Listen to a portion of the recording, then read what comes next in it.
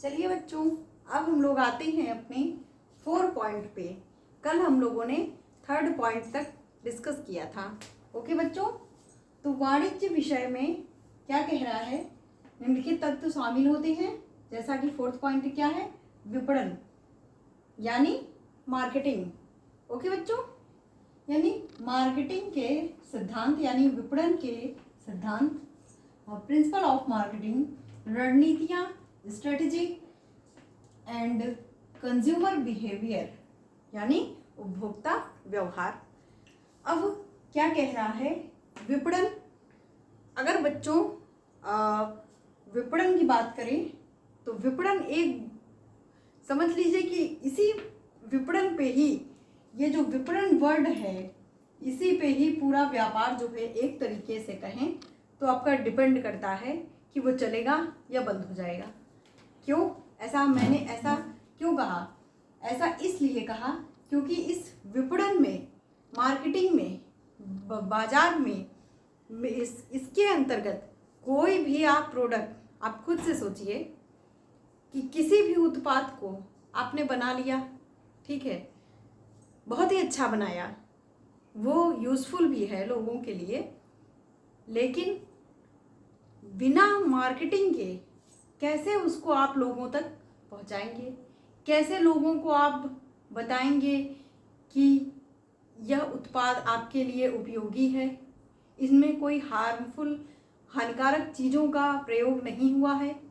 जैसे कि आप कोई भी एक नॉर्मल सा उदाहरण हम लेते हैं, जैसे कि मंजन का ही लेते हैं, कोलगेट मंजन, है ना। इसका भी उदाहरण देखिए, बड़े बड़े हमारे सेलिब्रिटीज़ करते हैं, है ना। और आपका जो है क्रीम वगैरह का देखिए, इसके भी बड़े बड़े सेलिब्रिटीज से हम लोग विज्ञापन करवाते हैं। तो किस लिए करवाते हैं? हालांकि प्रोडक्ट तो हमारा बहुत अच्छा है, लेकिन हमें विक्रय संवर्धन की ऐसे विज्ञापनों की क्यों नीड है? वो ऐसा इसलिए है क्योंकि हमारे उत्पाद बहुत अच्छे हैं, लेकिन हम उन उत्पादों को अपने प्रत्येक कस्टमर को, और पूरे भारत में या भारत के साथ साथ हम विदेशों में भी लोगों तक यह पहुंचा सकें कि हमारा जो उत्पाद है, हमारा जो प्रोडक्ट है, जो मैंने बनाया या मैंने लॉन्च किया है, वो बाकियों की तुलना में काफ़ी अच्छा है, ग्राहकों के लिए या जो खरीदार व्यक्ति है उनके लिए उपयोगी है, और यह हानिकारक नहीं है, और यह उनके लिए काफ़ी आवश्यक, उनके जैसी वो चाहते हैं उनके अकॉर्डिंग ही बनाया गया है। यानी उनकी नीड को ध्यान में रखते हुए हमने उस उत्पाद को तैयार किया है। यानी कि ये जो प्रोडक्ट है वो कंज्यूमर ओरिएंटेड है, ना कि सरप्लस ओरिएंटेड। आप खुद से सोचिए कि कोई भी प्रोडक्ट हो, आप ये उद्देश्य से तो नहीं बेचेंगे ना कि मुझे प्रॉफिट हो। ये तो है, हालांकि है, आप सभी का ऐसा लक्ष्य होता है कि नहीं, मुझे किसी भी व्यवसाय में हानि ना हो, ये हर व्यक्ति का होता है, मुझे लाभ हो, ये हर व्यक्ति सोचता है। लेकिन हम इस जो अपनी थिंकिंग है इसको सेकंड पर रख के, और अगर हम ये इस सिचुएशन को फर्स्ट पे रखें कि कंज्यूमर की क्या नीड्स है, उसके अकॉर्डिंग अगर हम अपने उत्पाद का निर्माण करते हैं, तो डेफिनेट ही है कि हमारा व्यापार बहुत ही अच्छी तरीके से फलेगा और फूलेगा। तो जब व्यापार हमारा अच्छी तरीके से जब बढ़ेगा तो लाभ हमें अपने आप ही हो जाएगा। हम लाभ की तरफ या लाभ की ओर न जा करके ग्राहक की पसंद और ज़रूरतों को समझेंगे तो हमारा प्रोडक्ट काफ़ी अच्छा होगा, और काफ़ी लोग वो भी सोचेंगे, जो कस्टमर खरीदेंगे वो भी सोचेंगे कि नहीं, ये कंज्यूमर ओरिएंटेड प्रोडक्ट बना रहे हैं, तो हम भी इन्हीं से ही परचेज करें। ओके बच्चों, तो ये विपणन के सिद्धांत, यानी ये जो विपणन शब्द है, ये बहुत ही अपने आप में एक ब्रॉड विषय है, जिसमें कि हम लोग 4 P's कुछ टर्म्स मैंने लिखे हैं जो कि विपणन के सिद्धांत के अंतर्गत आते हैं। जैसा कि 4 P's का क्या अर्थ होता है? 4 पीस मतलब ये मैंने शॉर्ट फॉर्म में आपको लिख दिया है, क्योंकि सभी जो ये पी जो है, जैसे कि प्रोडक्ट, प्राइस, मैं लिख देती हूँ, आप लोग समझ लीजिएगा, आपको समझने में आसानी होगी। Product, price, promotion and place, यानी ये जो 4 पीस हैं, product, price, promotion and place, यही मैंने 4 पीस लिए हैं। ये पी पी पी पी सभी में पी है ना बच्चों, तो इसीलिए मैंने ये 4 पीस लिए हैं। यानी किसी भी उत्पाद का, ये भी विपणन के अंतर्गत आता है। फिर प्राइस, कि कैसे हम किसी विषय का मूल्य निर्धारण करेंगे, किसी उत्पाद का मूल्य निर्धारण करेंगे, है ना, कीमत कितनी रखेंगे।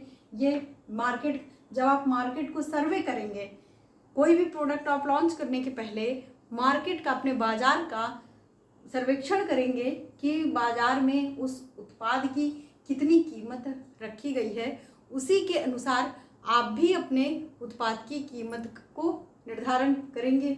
ओके, तो हमें मूल्य भी बाजार को ध्यान में रख के निर्धारित करना है। प्रमोशन, जैसा कि मैंने अभी जस्ट बताया कि हम अपनी चीज़ों को कैसे प्रमोट करें, यानी प्रचार करें कि हमारे उत्पाद को ज़्यादा से ज़्यादा लोग जानें कि ये प्रोडक्ट काफ़ी अच्छा है, काफ़ी यूज़फुल है, देश विदेश हर जगह हमारे उत्पाद की, हमारे प्रोडक्ट की बात हो और लोग परचेज करना चाहें। एंड प्लेस, और प्लेस भी एक मायने रखता है विपणन के अंतर्गत। क्यों? जैसे कि हम लोग इसे उदाहरण से समझते हैं कि जो जहाँ पे स्कूल स्थापित हैं, हम लोग अगर कॉपी किताब की शॉप वहाँ पर ओपन करें तो क्या वो चलेगी? डेफिनेट सी बात है, चलेगी। लेकिन अगर वहीं पे हम एक ग्रॉसरी शॉप खोल दें तो क्या वो चलेगी इतनी ज़्यादा जितनी बाजार में चलनी चाहिए, जहाँ पे सभी लोग आते जाते हैं, थोक व्यापारी, फुटकर व्यापारी, वहाँ ज़्यादा चलेगी या एक स्कूल के पास चलेगी? तो ऑब्वियसली सी बात है, स्कूल के पास नहीं चलेगी या बहुत कम चलेगी। जो छोटे मोटे वहाँ के जो लोग होंगे वही लोग परचेज करेंगे, जो आसपास के लोग होंगे। लेकिन अगर जो जहाँ पे इसी सब चीज़ों का बाजार है, अगर वहाँ पे हम इस दुकान को डालेंगे तो वो ज़्यादा चलेगी। तो हमें प्लेस भी मैटर करता है कि किस स्थान पे किस प्रोडक्ट की नीड है, वहाँ पे वहाँ के लोग, वहाँ के ग्राहक वो क्या चाहते हैं, उस जगह उनकी क्या डिमांड है। सेकंड आता है कंज्यूमर नीड। मैंने अभी जस्ट बताया कि प्रोडक्ट, जो भी आप प्रोडक्ट बनाएं वो प्रॉफिट तो हो, ठीक है, लेकिन वो सेकंड हो, उसको आप सेकंड प्रायोरिटी दो प्रॉफिट गेन करने की। और फर्स्ट हमारा क्या होगा? Consumer need. First we need consumer satisfaction, only we need consumer satisfaction. तो फर्स्ट आप उस कंडीशन को फुलफिल करेंगे कि आप ग्राहक की नीड को फुलफिल करेंगे, तो ऑब्वियसली सी बात है आपके प्रोडक्ट की डिमांड अपने आप होगी। तो ग्राहक की आवश्यकताओं को ध्यान में रख के उत्पाद का निर्माण करना चाहिए। ये भी हमें वाणिज्य विषय के अंतर्गत समझाया जाता है या बताया जाता है। सेकेंड क्या कहता है? मार्केट एम, यानी बाजार का लक्ष्य क्या है वो भी हमें निर्धारित करना है। किसके थ्रू? वाणिज्य विषय के अंतर्गत। ओके बच्चों, मैं समझ सकती हूँ कि आपको 4th पॉइंट बहुत ही अच्छे से क्लियर हो गया होगा। अब रणनीतियों की बात करते हैं। रणनीतियाँ यानी स्ट्रेटजी। तो जैसे किसी भी, जैसे योजना बनाना, किसी भी कार्य को, किसी भी लक्ष्य को पाने के लिए, जैसे आप अपने जीवन में कोई लक्ष्य निर्धारित किए होंगे। किसी ने सोचा होगा मैं टीचर बनना चाहती हूँ, है ना, किसी ने सोचा होगा नहीं मैं KVS की, किसी ने सोचा होगा नहीं मैं NBS की टीचर, किसी ने सोचा होगा नहीं मैं प्रिंसिपल बनना चाहता हूँ या चाहती हूँ, है ना। तो सभी बच्चों के अलग अलग सोच होगी कि मुझे इस विषय का या इस क्षेत्र में या इस जगह जा कर के मुझे ये वह काम करना है, इसकी मैं इच्छुक हूँ। तो उसके लिए वो एक स्ट्रेटजी तैयार करते हैं। जैसा कि आप भी अपने रिजल्ट आने से कि जब आपका एग्ज़ाम होता है ना, तो अच्छे रिजल्ट के लिए आप क्या करते हैं? एक स्ट्रेटजी फॉलो करते हैं। अपना एक टाइम टेबल बनाते हैं और ऐसा सोचते हैं, बिल्कुल आप पूरी तरह से अपनी ईमानदारी से काम करते हैं कि नहीं, मुझे फर्स्ट रैंक लानी है, अच्छे से अच्छे नंबर लाने हैं और फर्स्ट डिवीज़न से अच्छे से पास होना है, तो आप लोग उस टाइम टेबल को फॉलो करते हैं, है ना। तो जब आप बच्चे हो करके, आप हम जितने भी बच्चे होते हैं जो एग्ज़ाम की तैयारी करते हैं, विद्यार्थी होते हैं, ये जब इनकी तैयारी, एग्ज़ाम की तैयारी करने के लिए एक स्ट्रेटजी बनाते हैं, तो ठीक उसी तरह एक जो उद्यमी होता है, एंटरप्रेन्योरशिप होता है, वो भी तो एक स्ट्रेटजी बनाएगा कि उसे भी कैसे अपने मार्केट को बढ़ाना है, कैसे अपने उत्पाद को लॉन्च करना है, किस चीज़ का उसको व्यापार करना है, कहाँ से उसको निवेशक को अर्जित करना है, कितनी पूंजी उसको लगानी है, किस चीज़ में कितनी पूंजी इन्वेस्ट करना है, कहाँ से वो रॉ मटेरियल मंगाएगा कि उनकी कीमत कम हो, है ना, क्योंकि कहीं हर दुकानों में अलग अलग कीमत होती है। तो वो पूरे मार्केट को स्ट्रेटजी अपनी बनाएगा, देखेगा कि कहाँ पे कितनी सस्ते, 1 रुपये सस्ता हो रहा है, 2 रुपये सस्ता हो रहा है, कहाँ से वो अपने रॉ मटेरियल को परचेज करे, क्योंकि रॉ मटेरियल थोड़े बहुत तो होते नहीं है कि 1-2 किलो हो, वो पूरे ट्रक के ट्रक होते हैं। तो इन सभी स्ट्रेटजी बनाता है, पूरी अपना सोचता है कि कैसे हम जो है रणनीतियों को बनाएं, रणनीति को फॉलो करें कि अपने लक्ष्य को पा सकें। जिस तरह आपका लक्ष्य होता है अपने एग्ज़ाम में फर्स्ट आना, तो और इनका भी क्या लक्ष्य होता है, अपने बाजार को पाना, लाभ कमाना, अधिक से अधिक यानी मैक्सिमम से मैक्सिमम प्रॉफिट को गेन करना। ओके बच्चों। और उपभोक्ता व्यवहार, ये भी एक बहुत ही अच्छा टर्म है, आज हम लोग इसके बारे में डिस्कस करेंगे बहुत ही अच्छे से, तो आप समझेंगे ऐसा भी होता है क्या कॉमर्स, आपको तो पता ही नहीं होगा कि ऐसा भी हो सकता है। और हमारे कंज्यूमर बिहेवियर की भी नीड होती है। तो देखिए, मैं आपको आपके दैनिक जीवन की घटनाओं से जोड़ती हूँ। तो कभी कभी आपके साथ भी ऐसा हुआ होगा, आप जाते होंगे बाजार किसी दूसरे काम से, मतलब जो भी आपको काम रहता होगा उस काम से गए, लेकिन कभी कभी आपको किसी मॉल वगैरह में जैसे आप गए, खरीदने कुछ और जाते हैं, खरीद कुछ और लाते हैं। वो एक तो चीज़ वो आपको अट्रैक्टिव लगती है ना, उसकी आपको नीड नहीं है, हालांकि जिसके लिए आप गए हैं आपकी वही नीड है, लेकिन कभी कभी उसकी पैकेजिंग जो होती है, उसकी पैकेजिंग से अट्रैक्ट हो गए, या कोई ऐसा बंदा मिल गया जो इसको सेल करता है, जो इसको प्रमोट कर रहा है, जो इन चीज़ों को बेच रहा है, वो आपको इतनी अच्छी तरीके से अपनी बातों में मोल्ड कर लेता है कि आप एकदम उसकी बातों से ही वो होकर के अट्रैक्टिव होके आप उस चीज़ को खरीद लेते हैं। ऐसा हुआ भी होगा, आप सभी के साथ हुआ होगा। तो ये भी एक डिसाइड करता है कि कंज्यूमर बिहेवियर पे, कि आप नहीं चाहते हैं खरीदना, लेकिन फिर भी आपको जो है खरीदने के लिए आपको तैयार कर लेता है, जो भी ये उत्पाद को बेचता है। ओके बच्चों, तो ये कंज्यूमर का बिहेवियर भी डिपेंड करता है मार्केटिंग पे। ओके बच्चों, 5th पॉइंट हमारा क्या है, वित्तीय प्रबंधन यानी फाइनेंस मैनेजमेंट। अब वित्तीय प्रबंधन के अंतर्गत कि आपको वित्त का कैसे मैनेज करना है, कहाँ से मैनेज करना है, किन किन चीज़ों पे कितना खर्च करना है, ये सभी वाणिज्य विषय के अंतर्गत आता है। क्या कह रहा है, जैसा फर्स्ट कह रहा है कि पूंजी प्रबंधन यानी कैपिटल मैनेजमेंट, यानी वो कैपिटल को कैसे मैनेज करेगा।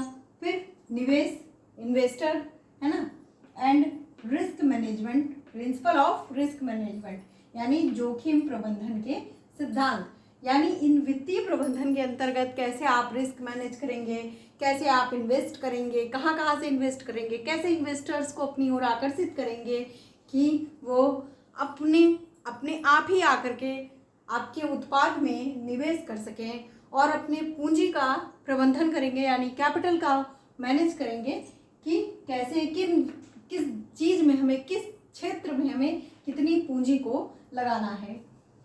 अब हम कुछ बातें पढ़ते हैं, जैसे निवेश और जोखिम प्रबंधन के सिद्धांत में कुछ पॉइंट्स मैंने लिखे हैं, इसको थोड़ा सा और ब्रेक करके पढ़ते हैं कि व्यवस्थित प्रक्रिया किसी भी को करने से पहले, किसी भी चीज़ को आप एक व्यवस्थित प्रक्रिया करेंगे, मतलब उसको एक वे में करेंगे, है ना। ऐसा तो है नहीं है कि सबसे पहले आप, जैसे कि एग्जाम्पल हम लेते हैं, आप सबसे पहले क्या करेंगे, जैसे बिस्किट का आपको बिजनेस करना है तो क्या आप सबसे पहले रॉ मटेरियल खरीद लेंगे? नहीं, ऐसा तो नहीं है। सबसे पहले आप रॉ मटेरियल तो नहीं खरीदेंगे। सबसे पहले आपको ज़रूरत होगी भूमि की। जब आप भूमि खरीदेंगे उसके बाद ही कुछ उसमें सोचेंगे क्या करना है क्या नहीं करना है। तो सबसे पहले किसी व्यवसाय के लिए भूमि की यानी लैंड की नीड होती है। तो व्यवस्थित प्रक्रिया यानी आपका जो भी आप काम कर रहे हैं, जो भी आप वर्क कर रहे हैं, वो एक मैनर में होना चाहिए, एक वे में होना चाहिए, एक प्लान में होना चाहिए, प्लानिंग करके होना चाहिए। सक्रिय दृष्टिकोण सेकंड पॉइंट है। सक्रिय दृष्टिकोण यानी आपका जो, ऐसा नहीं है कि आप वो लॉस नहीं हो जाने चाहिए। जैसा कि लॉस मतलब खोना, मतलब ये नहीं सोचना चाहिए कि हमने अभी उत्पाद बनाया, अभी मेरा प्रोडक्ट बन के तैयार हुआ, तब तक हम ये सोच लें अरे मेरा प्रोडक्ट तो चलेगा ही नहीं, अरे कैसे क्या होगा, नहीं। तो जो निगेटिव थिंकिंग है, नकारात्मक विचार हैं, इनको अपने विचारों में नहीं लाने हैं, अपने जहन में नहीं लाने देना है। और एक सक्रिय दृष्टिकोण और सही सोच के साथ, सकारात्मक सोच के साथ कि हाँ मेरा व्यापार अच्छा चलेगा, अच्छा होगा, ऐसे दृष्टिकोण से, ऐसे विचार के साथ हम आगे बढ़ें। तो सक्रिय दृष्टिकोण भी बहुत ज़रूरी होता है। फिर नेक्स्ट कहता है समीक्षा, यानी किसी भी चीज़ को करने से पहले उसको समराइज वे में कर लेना, है ना। समराइज वे में करने से हमें किसी भी चीज़ का आकलन पता चल जाता है कि हमें किस चीज़ में बढ़ोतरी करनी है और किस चीज़ में नहीं करनी है। निरंतर निगरानी, जिस तरह की आप किसी भी एग्ज़ाम को देते हैं तो एग्ज़ाम में क्या होती है, अपनी निगरानी होती है ना। एक तरह से बात करें तो ये आपका जजमेंट देखा जाता है कि आपने जो है अभी तक पढ़ा तो उसमें से आपको कितना आ रहा है, कितना नहीं आ रहा है। जैसे कि छोटे बच्चों की बात करें तो इन लोगों के ऐसे यानी समेटिव असेसमेंट या तो टेस्ट वगैरह ऐसे होते रहते ना, FA फाइनल टेस्ट, ऐसे फॉर्मेटिव असेसमेंट, ये सब होते रहते हैं। ठीक उसी प्रकार से निरंतर निगरानी, आपको किसी भी उत्पाद को आप लॉन्च कर रहे हैं या बना रहे हैं तो आपको उसके प्रत्येक स्तर पर हमें निरंतर निगरानी रखनी होगी, या यूं कहें तो कि फूंक के कदम रखना होगा, तभी हम अपने लक्ष्य को पा पाएंगे या उस ऊंचाई पर पहुंच पाएंगे जहां हम जाना चाहते हैं। ओके बच्चों, नेक्स्ट क्या कहता है, एकीकृत ढांचा, यानी जितनी भी चीज़ें आप बना रहे हैं, जो आप स्ट्रक्चर कर रहे हैं, वो सभी एक दूसरे से कनेक्ट होनी चाहिए, यानी सभी एक दूसरे से कनेक्ट होते हुए एक दूसरे से जुड़ी हुई होनी चाहिए, है ना। जैसे कि हम इसका एक बहुत अच्छा एग्जाम्पल लेके समझाते हैं कि जो हमारा जो वर्कर्स हैं, है ना, वर्कर्स जो हमारे 3 लेवल के वर्कर्स होते हैं। टॉप लेवल के, मैं थोड़ा सा और डिटेल में जाना चाहूँगी आपको समझाने के लिए। टॉप लेवल पे होते हैं, मिडिल लेवल पे होते हैं और मिडिल लेवल पे होते हैं, फिर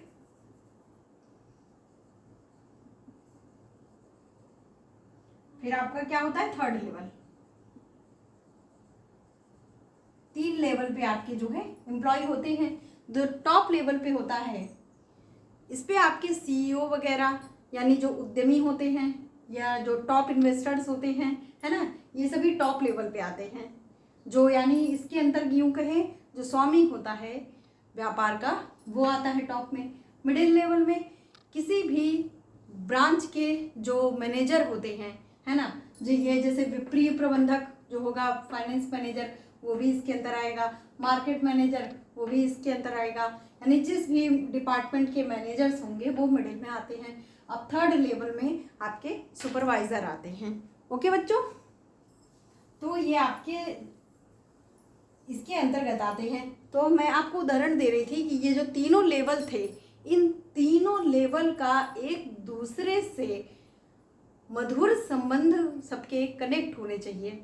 यानी जो सुपरवाइज़र हैं यानी थर्ड लेवल के जो हैं उनका सेकंड लेवलों के साथ, जो सेकंड लेवल के लोग हैं यानी हम शाखा प्रबंधक हैं, वित्तीय प्रबंधक हैं और जो है आपका ये सब हैं मैनेजर्स वगैरह हैं, है ना। तो ये सभी का जो एक दूसरे से कोलैबोरेशन होना चाहिए, अच्छा खासा सहयोग होना चाहिए, उनकी बातचीत अच्छी होनी चाहिए और वो एक दूसरे से अपनी बातों को समझ सकें और समझा सकें, दोनों चीज़ें होनी चाहिए। और यही संबंध जो आपका मिडिल लेवल के लोग हैं वो सीईओ के साथ यानी टॉप लेवल के साथ भी होना चाहिए कि वो अपने बातों को स्पष्ट तरीके से और रियल मार्केट स्ट्रेटजी क्या चल रही है समय समय पर अपने टॉप लेवल जो मैनेजर हैं या टॉप लेवल जो सीईओ हैं, है ना, चीफ एग्जीक्यूटिव ऑफिसर, इन सभी को समय पे रिपोर्ट करते रहना चाहिए, जिससे कि वो लोग समय समय पर अपने उत्पाद में परिवर्तन करना चाहें तो वो कर सकते हैं।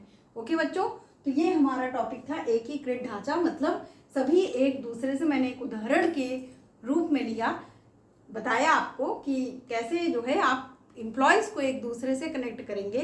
तो सेम ऐसे ही यानी हमारा एकीकृत ढांचा होना चाहिए, यानी सभी एक दूसरे से जुड़े हुए होने चाहिए। ओके बच्चों, तो मेरा यहाँ पे सामग्री वाला पार्ट आज फिनिश होता है। अब हम लोग जो है इसके आगे शैक्षिक प्रभाव यानी एजुकेशनल इफेक्ट के बारे में अगली क्लास में बात करेंगे। ओके बच्चों, थैंक यू। और पिछली जो बातें हैं उनको रिवाइज करते रहिएगा जितना हम लोगों ने पिछड़ा पढ़ा है, और जल्द ही हमारा आने वाली क्लासेस में फर्स्ट यूनिट शैक्षिक प्रभाव बताने के बाद फर्स्ट यूनिट आपकी कंप्लीट हो जाएगी। ओके बच्चों, रिवीजन करते रहिएगा बच्चों। Thank you.